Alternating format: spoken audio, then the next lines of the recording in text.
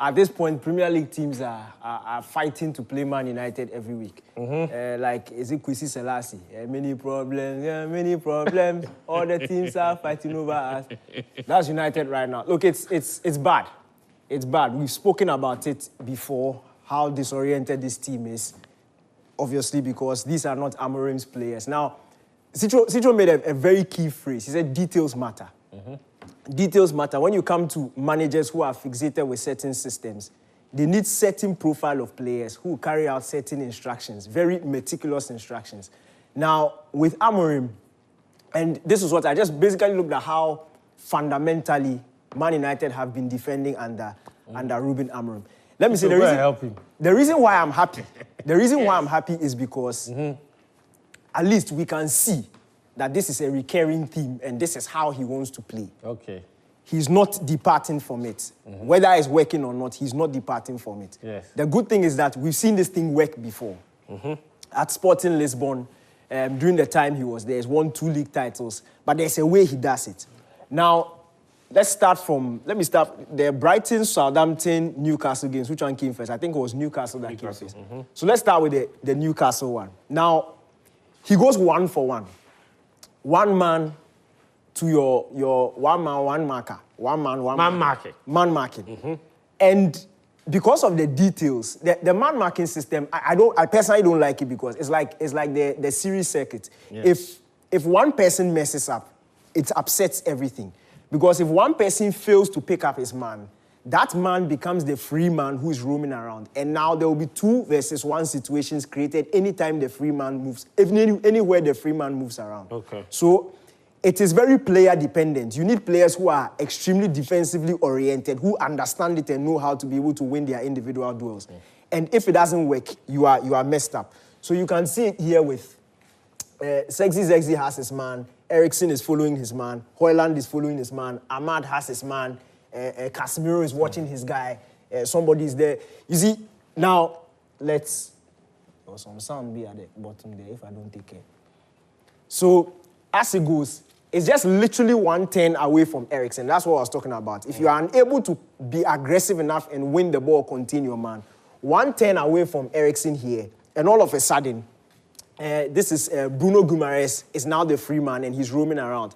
And it instantly causes panic because once he's turned away from his man, the rest of the players in the defensive positions don't know whether to stick with their men or react to the situation and trying to close down situation. Exactly. So you can see everybody is now the entire back line is beginning to retreat. Exactly. So this created an opportunity for Newcastle. Now he's a free man. If you notice, everybody has automatically left their man. And they are now trying to react to the situation.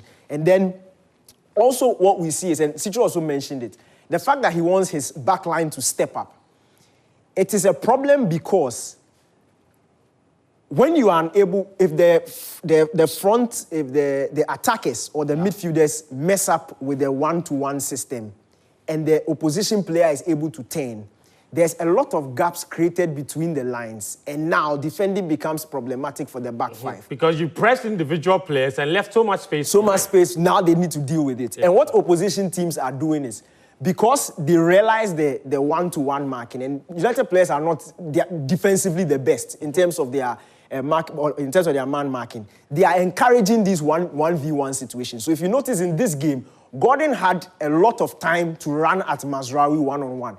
Anytime Newcastle broke through the lines, they sent it wide to Gordon. He isolates his man one-on-one. And every attacking coach would love to create situations like that. So when we get to the stat that supports what you're saying. United have had a whopping 171 successful turnovers against them. Wow. That is the 4th highest in the league. Successful turnovers, where they lose possession in the opposition half in itself, and then it immediately results in an attack against Manchester United. Yeah, and Dani mentioned, because they are all backtracking and everybody's getting into the box to get into defensive position, they lose sight of some danger as well. I know this ball, there was no a cut back here to the midfield, but when you look here now, United have got nobodies here at the base of the box. So if somebody picks a cut back, there's a likelihood that midfielder is running onto the ball and scoring a goal there. And that's largely because, again, once the structure is broken, the 1v1, tackling or pressing is broken, the whole team goes in disarray. Yeah, now let's look at another clip from the same Newcastle game. And again, you see it. It's individual players having their eye on their men. So it's basically, this is Tonali with the ball. Now, watch, as soon as Tonali lifts the ball over Casemiro, and he takes Casemiro out of the equation. Now, Eriksen here is surrounded by 2 Newcastle players who are now in the attack. This is literally Man United's attacking or defensive half. So Newcastle are in the defensive, attacking third of Man United. Yeah. And they now have the free man. And once the free man, I said, anywhere the free man rooms, there's a 2v1 situation that is created. And again, they swing it to the wide area. Dalot can't really close down the press because there's a 2v1 situation here. If he commits to Murphy, Murphy can simply lay it down to the right back to make the cross. So now they are basically retreating, not being able to stop crosses from coming in. And there are not enough bodies there who are defensively aware to take care of the crosses that are coming in. And we'll look at the final one, another one from the Newcastle game. Again, you look at basically what we are talking about. And this particular sequence it shows Man United's weaknesses, but shows you how teams have realized it and how they are using it against Man United. Now, the back pass here, the back pass that Bruno Guimaraes gives here is not because he doesn't have options. Notice, there's a free player down here. This is Hall, literally here. Yeah. Right. He takes the back pass because it draws the United defensive line out of their area and creates a big gap in behind. And as soon as, you watch this, as soon as the ball goes back to Hall, he plays it back again, United retreats. Now the ball is in the Newcastle half. There's an instant ball played over the top, and there's space for Gordon to move. So it's not like United had pressed well and forced them back. There were free players they could pick, but it is clear instruction. They need a large space created in behind so they can hit the ball there. And this is not the first time we've seen Gordon. Let me place that. You see the Sulia. Gordon, simple. Right past Mazraoui, and was almost an issue. Mazraoui started the season so well, but in this game against Newcastle, he had a bad game. Against Brighton, He was awful. A terrible game. Now we look at the 1v1 thing I was talking about again. You are looking at the Man United players picking up their men. Now, this is not aggressive enough. There's even one in the corner there. This is not aggressive enough. So Southampton, failure to pick up your man or win the ball. It's literally 1-10 and space is created. Just 1-10. The inability of one person to pick up his man causes danger.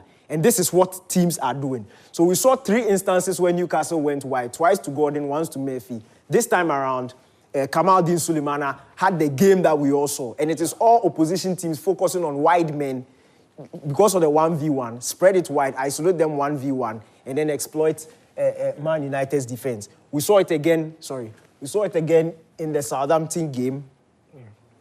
Yeah. We saw it again in the Southampton game. 1v1, Tyler Diblin drops deep, and Martinez is following him because that's his man. Yeah. Now, 110 away from Martinez creates an opportunity because now there's space in behind.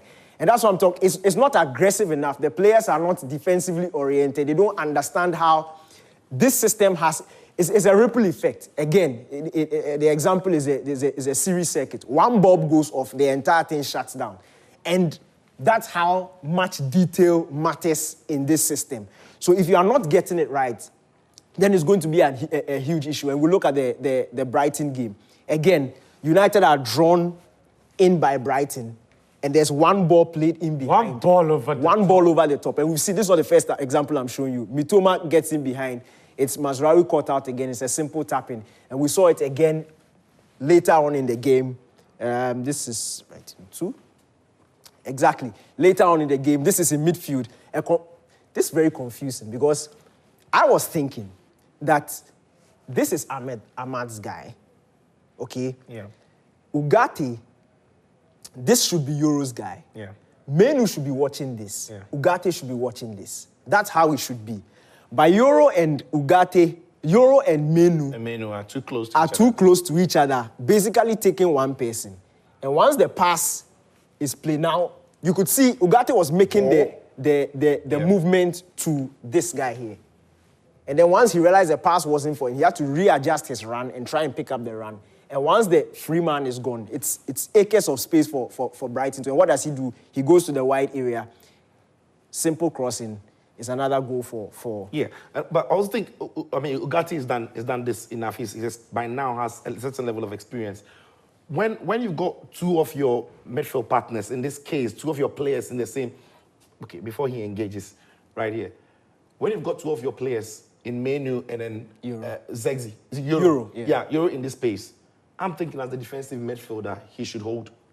Yeah. You should stick around there because you've got the event in front of you. Because the moment you commit, you just know there's space in behind you. Yeah. It's exactly what happened. It comes to the experience. Yeah. If that was N'Golo Kante, Nemanja Matic, or a more experienced DM, he's not going to overcommit because he knows once he steps up, he's the DM and there's his midfield partner, Meno, is committed already. So he holds. He doesn't commit to this man. But once he does that, there's so much space in the middle of the park and there's absolutely no midfielder there. And it's Brighton who are going on and attacking. So yeah, there's plenty wrong with the way Man United are doing this. And just to, you saw the I think it was this one. The Brighton game? The Newcastle instance where I spoke about, yes, this is Bruno Guimaraes picking up the ball. He has an option in Hall. He can play the pass down to Hall at this particular moment, but he decides to go back. Yeah. This is awareness. Yeah. This is a midfielder who is in control of the situation despite being surrounded by I've seen that United are too deep, too many bodies in there. Now, he needs to open up the space, so he goes back before he comes back. I want to show you a clip from Menu. Menu. Against Brighton. Kwabena Menu. Against Brighton. Against Bournemouth. Yes, it's Kwabena. Yeah, so Kwabena Menu, yeah. Kwabena Menu. Look, when you are struggling, he had a game to sometimes you just keep it simple. This is not even from the Brighton game. This is from the Bournemouth game. Sometimes when you are struggling, just keep it simple. Man United have possession. Bournemouth are committing an aggressive press. Right here, Menu has the ball. What do? There's a simple pass here. Right. To Martinez. Martinez picks it up. Is going to force Semenyo to move at him. And then this simple pass will come by now, Dalot and then, It's literally a triangle movement. It's simple. These are things that you practice at a training ground. You are being surrounded by a defender. You go back. It's like a V. Yeah. You go back, it goes, and then we attack again. But what does Menu do? He's a senior boy. He tries to chip it through Gajo the ball through Semenyo because maybe he thinks that Semenyo is transparent. So you watch what No, he's still Rastaman, so... See, watch the thing. Menu, you watch the thing. Menu. See, he's chipping the ball through Semenyo. See, through Semenyo. Then Semenyo too, when he staggers like this with Netono, like it is very hard for you to. So Semenyo receives the ball. This thing led to a goal. Menu is becoming an issue. He's becoming an issue because defensively he's a problem, as Sitso said, and it's causing Ugarte to suffer more and cover more ground. And offensively, the things that we thought he knew how to do, it's just not ticking. In terms of build-up, getting United to keeping the tempo of the game, it's not working, and he needs to sit up. Menu is becoming a problem. Yeah, and Dani mentioned it, that the problem I've got in Man United again is, when they've gone 1v1 in this instance, it's not aggressive enough. So look at the distance between Garnacho and his man. Yeah. Way too much. Even for Ugarte the DM, I think this is fine. And now he's going to trigger Hoyle, and that is just fine. But when they've done that, you expect the team's back line to be in picture. Yeah. But as it is now, if you look at the space I've drawn, it's so vacant. So even though the front line looks like they are committing, they are not being backed up by the team. And sometimes, if you want to do this, you need to press aggressively, you need to back it up. Yeah. And at times, when United are pressing, and especially in that Brighton game, the ball over the top. The first goal? The first goal, yes. The first goal, the ball over the top. Now, when the moment he takes his head down, you know he's going to go long. And that is also because... Like, it was too obvious. Yes, that is also because Zegzi is not tight enough. Yeah. It's just not tight enough. You are trying to press, you're trying to engage, but you need to stop your man from progressing the ball. And it's not the progression of the ball is not only running past you, but picking the pass that is ahead of you. And that is what at times they are pressing in the 1v1s is not good enough. The ball goes over the top. And that's a danger. At this point, the defensive line is higher. But the reason why the ball goes over the line is because the front men are not aggressive enough. And sometimes the gaps between the men pressing and the young men is just not tight enough. And so I force the opponent the opportunity to play the passes or pick them apart. Last one. We need to bring in Karim. Is this one no? Just watch. Karim, yeah, sorry. Just watch Maguire. Just watch Maguire's attempts to raise back. Look at him. Like he's running over. It's not coming. See, he's running. Yeah, Maguire run. And again, Maguire. Of course, Maguire won't get there because again, if you look at Mitoma's positioning at the time that the ball is coming, even at this point, if that Man United back line is a bit higher up the pitch, then Mitoma has got a longer distance to travel because he'll be back further. And probably he might even be off. Yes, and he might even in the end be offside.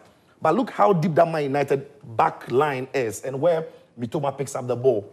That is too deep.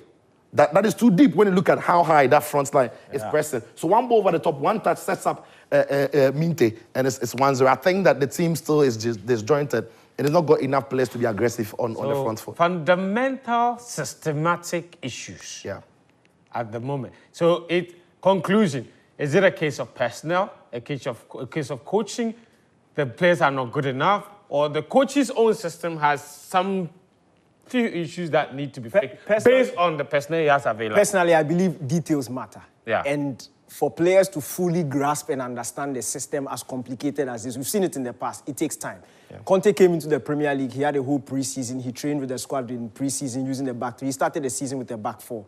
It took something drastic for him to change it, but he was still practicing it. It took like, I think it was late September when he did that. I think it was so like the fourth or fifth game of the season. Exactly, so that was like a month and a half into the new season before he changed. And this is in addition to pre-season. So that Chelsea team had enough time without pressure to properly learn the system. This time around, they've thrown Amorim into the middle of the season where results also matter. It's always going to be difficult.